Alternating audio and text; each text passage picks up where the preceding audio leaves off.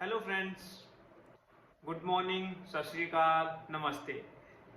तो हाय, this is Manu. तो मैं ये जो वीडियो है मैं बनाने जा रहा हूँ H1B वीज़ा के इंटरव्यू और स्टैंपिंग का एक्सपीरियंस के बारे में। तो एक्चुअली मैंने ये फेस किया था जब मैं H1B इंटरव्यू की तैयारी कर रहा था, आप समझ लो, या उसके लिए कुछ एक्सप्लोर कर रहा था चीज़ें। तो मैंने देखा था कि यूट्यूब पे जो है उसके बारे में कंटेंट बहुत कम है। तो मैंने सोचा कि मैं अपना एक्सपीरियंस शेयर करूं, मेरा कैसे H1B का एक्सपीरियंस है, सो दैट जो भी कोई व्यूअर्स हैं इसको देख रहे हैं या कोई एक्सप्लोर कर रहा है तो उसको इस चीज़ का आइडिया लगे। तो बेसिकली मेरा जो H1B का एक्सपीरियंस था वो काफ़ी अच्छा रहा। मेरी रिसेंटली ही स्टैंपिंग हुई है और वीज़ा अप्रूव हुआ है।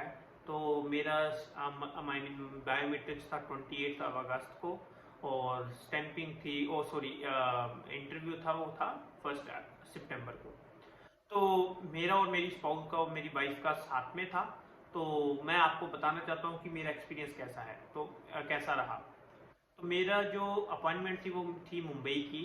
मैं बेसिकली चंडीगढ़ से हूँ, बट मेरे को दिल्ली में अपॉइंटमेंट नहीं मिली। आपको पता ही है कि वेटिंग पीरियड बहुत ज़्यादा है H1B या कोई भी यूएस वीज़ा के लिए।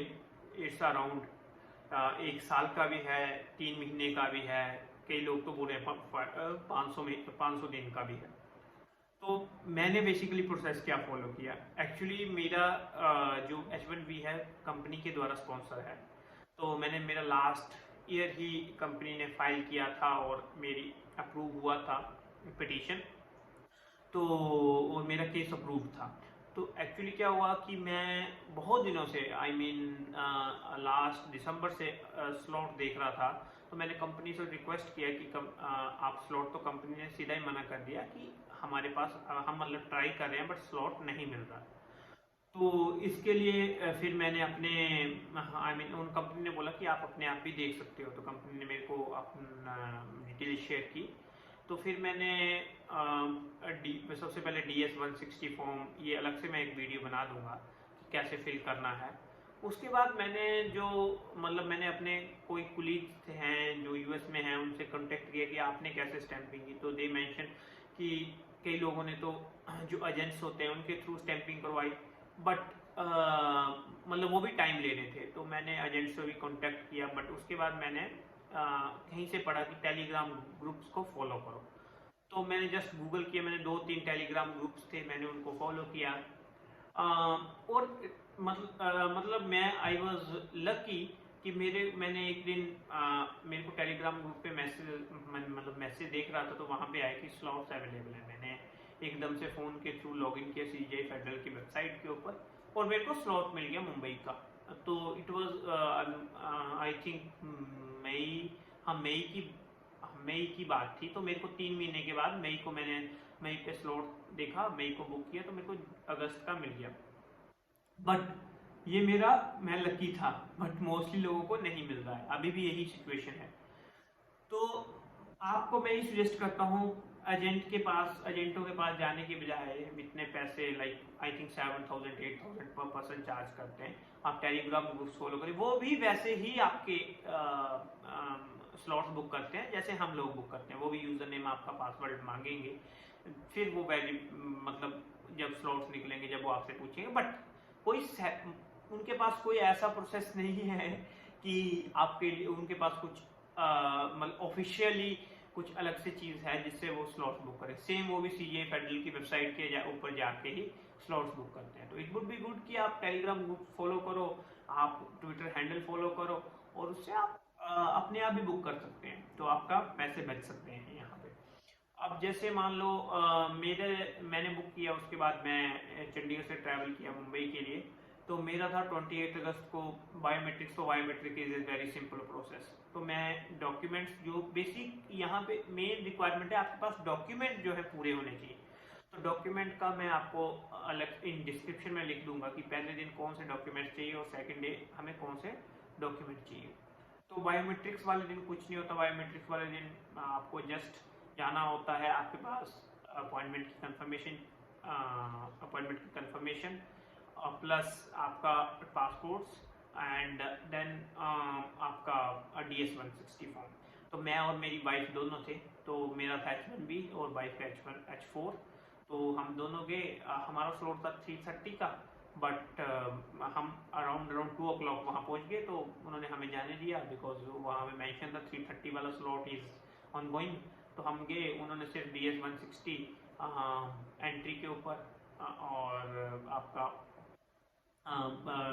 अपॉइंटमेंट का कंफर्मेशन का फॉर्म और तीसरा पासपोर्ट। तो यहाँ पे ये है कि आपको कोई इलेक्ट्रॉनिक्स डिवाइस जो है लेके नहीं जानी है, आप फ़ोन ले जा सकते हो। ज़्यादा फ़ोन आपके पास वहाँ पे लॉकर होता है, 50 रुपीज़ चार्ज करते हैं, तो आप उस लॉकर पे रख सकते हैं। बट आई वुड सजेस्ट कि आप फ़ोन ही लेके जाएं, ज़्यादा कुछ ना लेके जाएं, बिकॉज वहाँ पे लॉकर भी छोटा होता है, तो बड़ा स्पेस नहीं होता कि आप अपना पूरा लगेज कैरी करके ले जा सकते हो। तो इट वुड बी गुड आप होटल में रख दें या कहीं रख दें, सो दैट आपको कोई प्रॉब्लम ना हो। तो फर्स्ट डे आपको कुछ नहीं होता, फर्स्ट डे जाते हैं आपके पहले एंट्री के टाइम आपकी ये तीनों चीज़ें वेरीफाई करते हैं, passport, DS-160 and appointment confirmation. फिर आप अंदर चले जाते हैं, अंदर जाके आप एक बार फिर काउंटर के ऊपर वेरिफिकेशन होती है, फिर आपको एक टोकन मिलता है। टोकन के बाद आपको आप और आपकी स्पाउस को अलग अलग टोकन मिलता है फॉर बायोमेट्रिक्स। तो वो फिर अलग अलग काउंटर पे जाते हैं, वहाँ पे एक फ़ोटो होती है जिससे मतलब उन्होंने मेरे से 2-3 क्वेश्चन पूछे कि डेट ऑफ बर्थ आपकी किस प्लेस से हो और आपके साथ कौन है। मैंने कहा मेरी वाइफ है। तो वो दूसरे काउंटर पे उन्होंने बोला ठीक है आपका हो गया ये प्रोसेस। फ़ोटो लेने के बाद फिंगरप्रिंट उन्होंने लिए, उसके बाद आप जाइए। अब आपकी जो 1 सितंबर को अपॉइंटमेंट है उस टाइम 20 मिनट पहले आप वहाँ पे आइए। हाँ, मुंबई में जो है मेरा बायोमेट्रिक का जो है वो अलग हुआ था। आई मीन तो मेरा ऑफिस अलग था, ऑफिस बोल सकते हैं, और US एम्बेसी कॉन्सुलेट अलग है। तो बायोमेट्रिक्स का प्लेस अलग है। आपको जब अपॉइंटमेंट कंफर्मेशन आती है तो उसके ऊपर दिया हो जाता है एड्रेस, तो you don't have to worry. आप सिंपल ऑटो वाले को बताओ या कैब करो, एड्रेस डालो, तो आप easily you can reach there. अब बात आती है सेकेंड डे की। तो फर्स्ट बायोमेट्रिक्स के लिए DS-160 और आपका पासपोर्ट्स और अपॉइंटमेंट कंफर्मेशन फॉर बोथ। तो ये DS-160 आपको पता ही होगा, जो भी ट्राई कर रहे हैं अभी। DS-160 for your wife is separate, for you it will be separate, so for each individual it will be separate.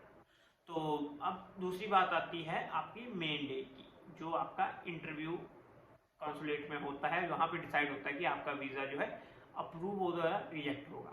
तो इसके लिए जो मेन चीज़ है, मेरी अपॉइंटमेंट थी 9:10 पे ऊपर इन द मॉर्निंग।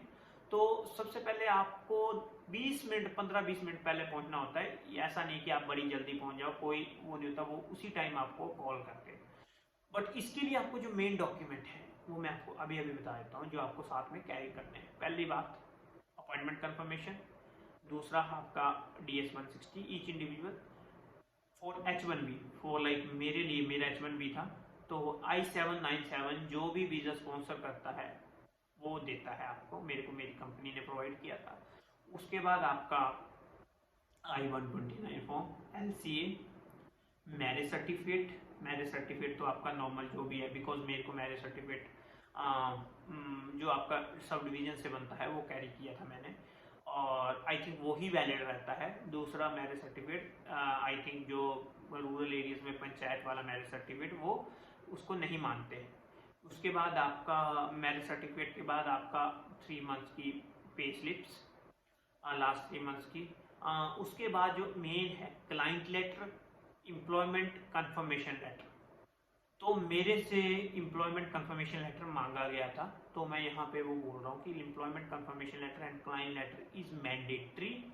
उसके बाद आपका आ जाता है एजुकेशन सर्टिफिकेट्स, आप ओरिजिनल कैरी कर सकते हैं, और आपका कंपनी का ID कार्ड, ये चीज़ें कैरी कर सकते हैं। आप ले सकते हो इनकम टैक्स की लास्ट 3 मंथ्स की रिसिप्ट, लास्ट 2-3 ईयर्स की आप इनकम टैक्स अगर फाइल करते हैं तो वो उसकी जो है रिटर्न की कॉपी ले सकते हो। और उसके बाद आपका आ जाता है, आपने अगर कैरी करना है कि मैरिज का कार्ड आपके पास है तो कैरी पर कोई नहीं पूछता, but still you can carry it. मैं डिस्क्रिप्शन पे पूरे डॉक्यूमेंट डाल दूंगा कि कौन कौन से डॉक्यूमेंट मैंने कैरी किए थे। और मेरे से बेसिकली सिर्फ 3 डॉक्यूमेंट मांगे। सबसे पहले उन्होंने I-797 that is mandatory, passport, appointment confirmation, और चौथा था एम्प्लॉयमेंट कंफर्मेशन लेटर। वो जरूर लेके जाना। इवन आप कंपनी से मांग लेना, जो भी आपकी कंपनी है वो मांगते ही मांगते हैं, उसके बिना मैंने कई लोगों का रिजेक्ट होते देखा है अपनी आंखों के सामने। तो प्लीज इन सब डॉक्यूमेंट्स को आप कैरी करके लेके जाना। अब मैं आपको अपना एक्सपीरियंस बताता हूँ। तो मेरा 9:10 का अपॉइंटमेंट था, तो उन्होंने 9:10 पे ही कॉल किया। 9:10 पे नहीं, अराउंड लेट हो गए थे। 9:40 9:50 पे उन्होंने आवाज़ लगाई बाहर से।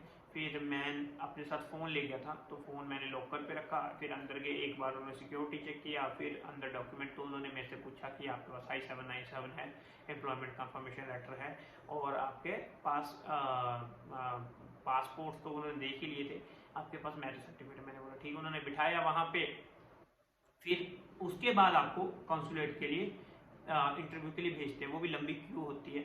उसके बाद एक बार फिर डॉक्यूमेंट वेरीफाई होते हैं। तो डॉक्यूमेंट वेरीफाई करने के लिए उन्होंने, इंडियन लोग बैठते हैं वहाँ पे डॉक्यूमेंट वेरीफाई करने के लिए। तो इंडियन लोगों ने, उन्होंने मेरे से I-797, marriage certificate, both the passports, me and my wife. फिर उन्होंने ओके कर दिया, और एम्प्लॉयमेंट कंफर्मेशन लेटर ये जरूर चाहिए। फिर हमें भेज दिया अंदर, मतलब उस क्यू में कि आप इंटरव्यू के लिए प्रोसीड करो। तो मेरी वाइफ थोड़ी इंग्लिश में कंफर्टेबल नहीं थी, तो आई सेड कि मेरे को उस जगह भेजना जहाँ पे ट्रांसलेटर बैठा है। आई मीन कंसुलेट्स में जो ऑफिसर्स होते हैं, आई मीन गोरे लोग, बहुत ही कूल, ट्रांसलेटर साथ में बैठे होते हैं। बट आपको थोड़ा कॉन्फिडेंस के साथ वहाँ पे एंट्री करनी है, कॉन्फिडेंस के साथ आपको बोलना है जो भी क्वेश्चंस पूछे। Very easy to crack. ऐसा कोई स्ट्रेस लेने की जरूरत नहीं है कि आप को स्ट्रेस लेके आप कुछ जल्दी क्रैक कर जाओगे, या आप नर्वस हो जाते हो। तो ऐसा कुछ करने की जरूरत नहीं है, सोचने की भी जरूरत नहीं है। वहाँ पे जाओ इजीली, आप जस्ट सिंपल प्रोसेस है। तो जैसे ही मैं क्यू पे गया, तो उन्होंने मेरा जैसे ही नंबर है, तो मेरी और मेरी वाइफ दोनों एक ही, मतलब अगर आप और आपकी स्पाउस जा रहे हैं तो वो एक ही ऑफिसर के पास जाते, ऐसा नहीं है कि सेपरेट सेपरेट आपको भेज रहे हैं। तो उन्होंने मेरे को अंदर भेज दिया। तो फिर उसने ऑफिसर ने, मैंने उनको सिंपल विश किया, मैं गुड मॉर्निंग ऑफिसर, मेरी वाइफ ने भी किया। उसके बाद उन्होंने मेरे से डॉक्यूमेंट मांगे। तो she asked me, I mean, share the passport, I-797 and employment confirmation letter. These three things I have just shared. She has not asked anything else. और उन्होंने 2 मिनट अपने सिस्टम पे देखा। हाँ, I mean she has taken around 30 second और 50 second around. उन्होंने अपने document में पूरा, आई थिंक उनके पास कोई हिस्ट्री होती है, वो देखा। और मेरा पहली बार वीज़ा था, इट्स नॉट कि मैं कोई अपॉइंटमेंट मेरी पहले थी, और मेरी पहली ही अपॉइंटमेंट थी। तो she asked in which company you are working, then I said my company ने। और उसके बाद उन्होंने पूछा कितने टाइम से आप इस कंपनी में काम करें, तो मैंने अपना टाइम पीरियड बताया। And she said, after 10-15 seconds, she said, put your right hand fingers on that biometric. तो मेरी फिंगर मेरी वाइफ की थी, and she said your visa is approved. तो मैं थोड़ी सी सोचता रहा, मैंने जब देखा वो she said this thing, so I said oh thanks officer. फिर उसने कहा congratulations, तो फिर मैं thank you again.